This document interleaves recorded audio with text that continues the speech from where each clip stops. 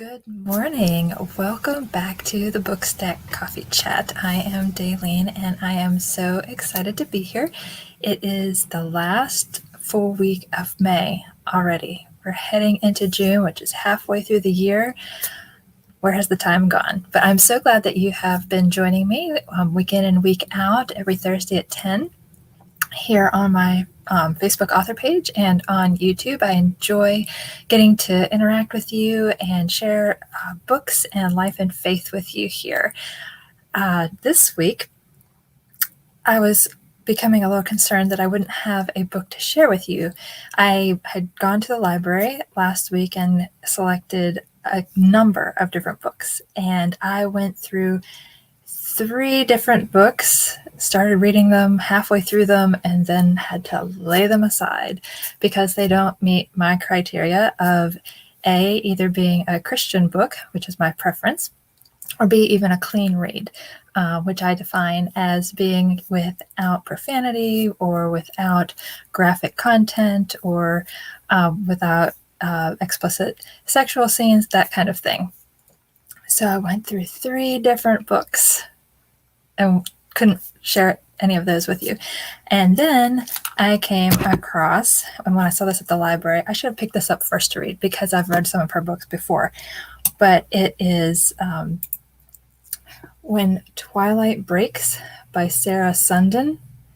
And she is a Christian historical fiction author whom I adore. And it was such a refreshing experience to pick up a book and be able to get immersed in it and not want to put it down because it was just that captivating to me, at least. And I wanted to share with you just a little bit about this book. First, I'll read the background, the back cover text with you so you can learn a bit about what the story is about.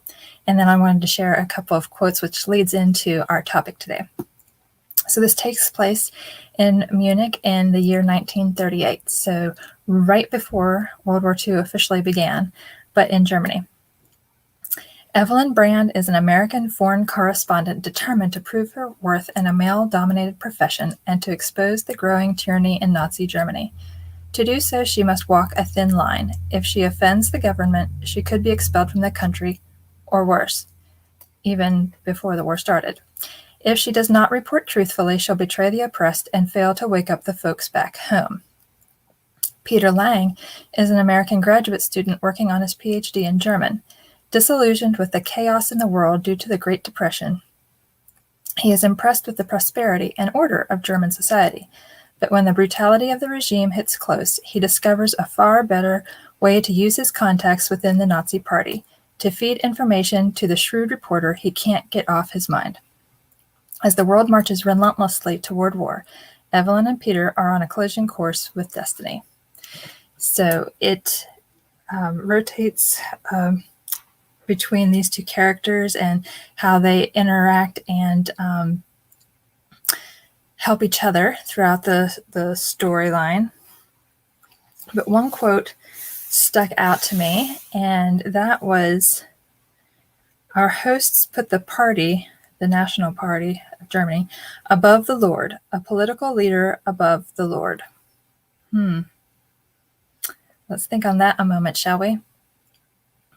That's an important concept to consider, especially in today's climate, no matter what country you live in. And then toward the end, there's this quote: "Use those beautiful points of yours to prick people's consciences, to poke holes in their preconceived notions and their complacency, then flood them with brilliant light." So as I concluded this book, I literally read it in 6 hours, one reading. It was good. But as I concluded this book, it got me to thinking, well, who are we following and why? A lot of the people in Germany were following that regime because of what they were experiencing. Chaos after the First War, depression, famine, things were very hard to come by. And here comes this opportunity for wealth and for entertainment and education to resume. And it was the good life, right? What everybody supposedly wants. And things looked good on the outside, but then the closer and the more you chipped away at it, you realized exactly what was at stake. And it was people's lives, right? And that is true today throughout the world. Whoever we are following, whatever leader we're following, whether it be political or, influencers on social media or just friends in our social circles, who we follow matters. And just wanted us to take a moment to really consider why we're following them. It's so easy to get into the complacency mode, or to think of the influence or affluence that the world desires, and we can fall prey to that as well. But it's so important to step back and really consider what they believe and what you believe, and do those align. And I just wanted to encourage you today that there is someone that we can follow who is trustworthy beyond a shadow of a doubt and stands the test of time. And that is Jesus. And today, when I was reading in my quiet time this morning, I was reading in John 10.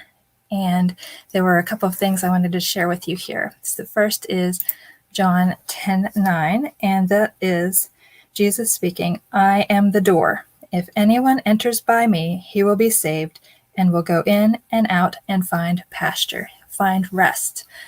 When we believe in Jesus, not everything will be easy here on earth, but eventually we will find that perfect rest in heaven. And then also a few verses later in John 10:15, "I know the Father, and I lay down my life for the sheep being the people of the world, and those who will come to follow him, be his believers." And so he is the door, the way to salvation. He is the life for anyone who comes to him. And also, a couple verses later in John 10:28, "And I give them eternal life, and they shall never perish, neither shall anyone snatch them out of my hand." Isn't that comforting to know? We can never be snatched away from Jesus when we come to him. Then also, regarding that last quote in the book that I shared, when twilight breaks, it was saying, the one character was saying, to be that brilliant light in the world. And, there already was the most brilliant light ever. And that can be found back in John 8, chapter 8, verse 12. And that is, then Jesus spoke to them again, saying, "I am the light of the world. He who follows me shall not walk in darkness, but have the light of life." And then because we follow him and have that light of life, we are caught in Matthew 5:16. We are called to be that light. And Jesus says, "Let your light so shine before men that they may see your good works and glorify your Father in heaven." So often the leaders that we follow glorify themselves, right?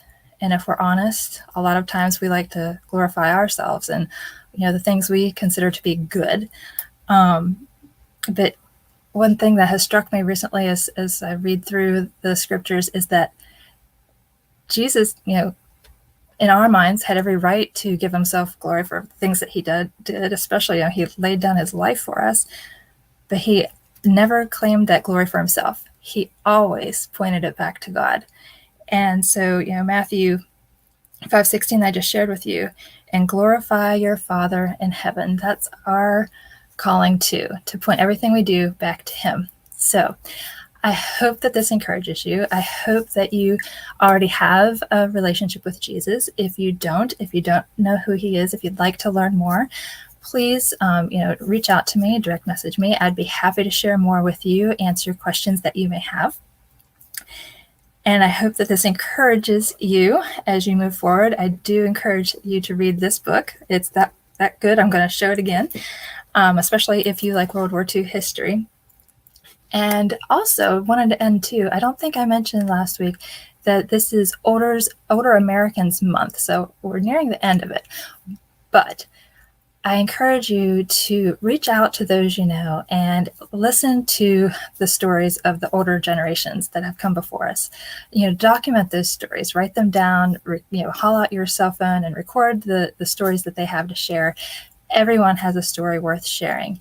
And if you would like help with that, with helping someone else write their life story or write your own, I have a resource for you here on my website. It's a free resource, a little downloadable guide to help you start writing your life story. So thank you again for joining me live and as you watch on the replay. Let me know what questions you may have, what books you are reading, and I look forward to seeing you next week, God willing. Take care. Have a blessed day.